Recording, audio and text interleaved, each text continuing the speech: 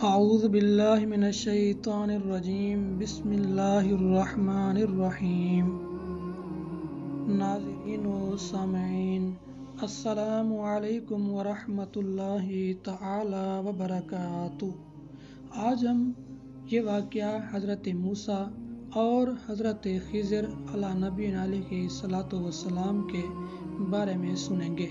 حضرت موسیٰ کا نسب چند واسطوں سے حضرت یعقوب جو کہ حضرت یوسف علیہ نبی علیہ الصلوۃ والسلام کے والد ماجد تھے ان تک پہنچتا ہے۔ حضرت موسیٰ کے والد کا نام عمران اور والدہ کا نام یوکابد تھا۔ باپ کا سلسلہ نسب یہ ہے: عمران بن قاہط بن لاوا بن یعقوب، اور حضرت ہارون حضرت موسیٰ علیہ نبی علیہ الصلوۃ والسلام کے حقیقی اور بڑے بھائی تھے۔ آپ دونوں کی بہن کا نام مریم ہے جو دریا میں صندوق کے پیچھے پیچھے گئی تھی۔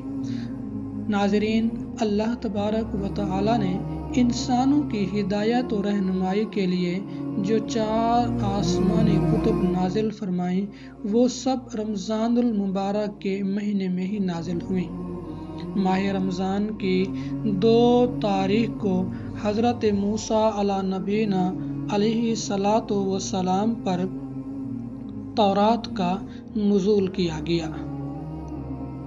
فرعون اپنے لشکر کے ساتھ دریائے نیل میں غرق ہو گیا اور حضرت موسیٰ علیہ الصلوۃ والسلام کو بنی اسرائیل کے ساتھ مصر میں قرار نصیب ہوا تو ایک دن موسیٰ علیہ الصلوۃ والسلام کا اللہ تعالیٰ سے اس طرح مکالمہ شروع ہوا۔ حضرت موسیٰ علیہ الصلوۃ والسلام: خداوند، تیرے بندوں میں سب سے زیادہ تجھ کو محبوب کون سا بندہ ہے؟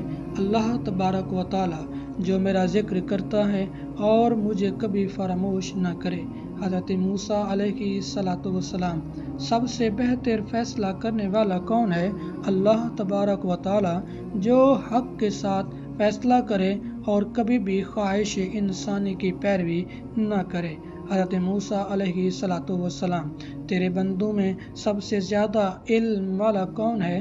اللہ تبارک و تعالیٰ نے فرمایا: جو ہمیشہ اپنے علم کے ساتھ دوسروں سے علم سیکھتا رہے تاکہ اس طرح اسے کوئی ایک ایسی بات مل جائے جو اسے ہدایت کی طرف رہنمائی کرے یا اس کو ہلاکت سے بچا لے۔ حضرت موسیٰ علیہ الصلوۃ والسلام: اگر تیرے بندوں میں کوئی مجھ سے زیادہ علم والا ہو تو مجھے اس کا پتہ بتا دیں۔ اللہ تبارک و تعالیٰ: خضر تم سے زیادہ علم والے ہیں۔ حضرت موسیٰ علیہ الصلوۃ والسلام: میں انہیں کہاں تلاش کروں؟ اللہ تبارک و تعالیٰ: ساحل سمندر پر چٹان کے پاس۔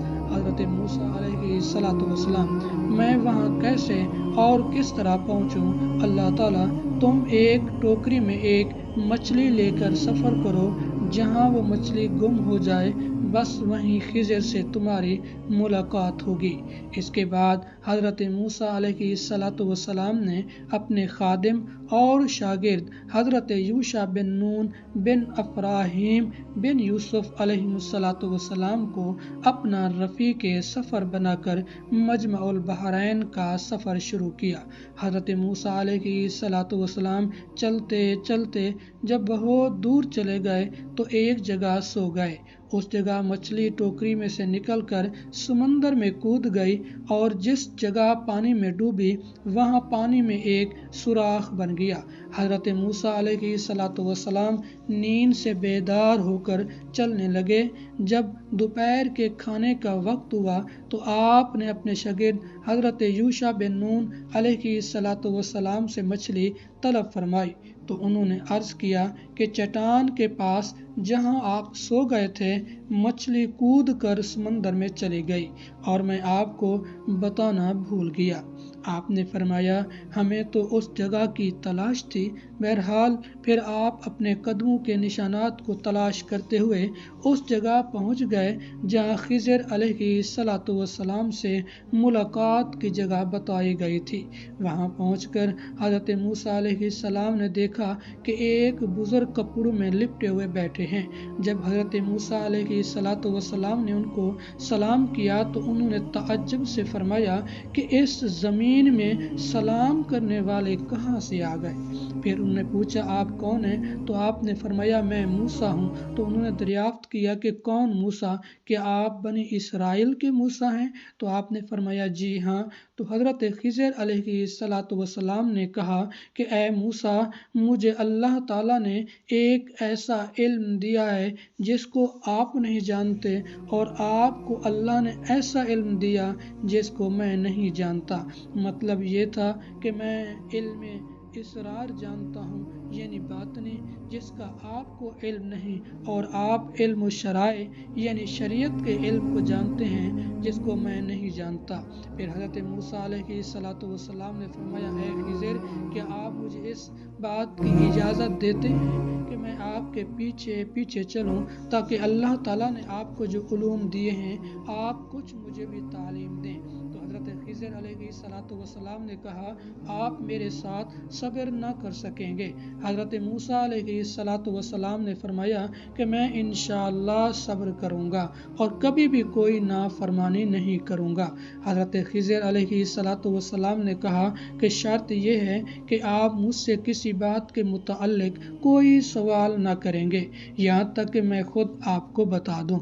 غرض اس عہد و معاہدے کے بعد حضرت خضر علیہ السلام نے حضرت موسیٰ اور یوشع بن نون علیہ السلام کو اپنے ساتھ لے کر سمندر کے کنارے کنارے چلنا شروع کر دیا، یہاں تک کہ ایک کشتی پر نظر پڑی اور کشتی والوں نے ان تینوں صاحبان کو کشتی پر سوار کر لیا اور کشتی کا کرایہ بھی نہ مانگا۔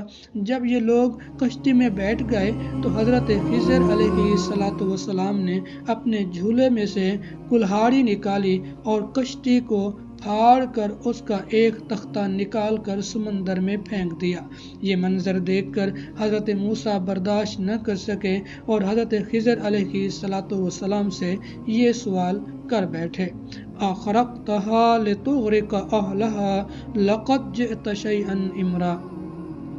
پارہ نمبر 15 سورہ کہف آیت نمبر 71۔ کیا تم نے اسے اس لیے چیرا کہ اس کے سواروں کو ڈبو دو؟ بے شک یہ تم نے بری بات کی۔ حضرت خضر علیہ السلام نے کہا کہ کیا میں نے آپ سے کہہ نہیں دیا تھا کہ آپ میرے ساتھ صبر نہ کر سکیں گے؟ حضرت موسیٰ علیہ السلام نے معذرت کرتے ہوئے فرمایا کہ میں نے بھول کر سوال کر دیا، لہٰذا آپ میری بھول پر گرفت نہ کیجیے اور میرے کام میں مشکل نہ ڈالیے۔